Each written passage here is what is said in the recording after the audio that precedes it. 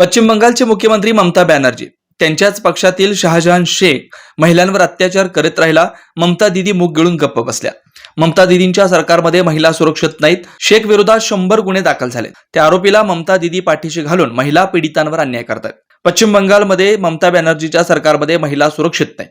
त्या आरोपीला पाठीशी घालून पीडितावर अन्याय केल्याच्या निषेधार्थ शुक्रवार दिनांक 1 मार्च भाजप कार्यालय जवळ पोटपाडी चौक सोलापूर येथे आंदोलन करण्यात आलं.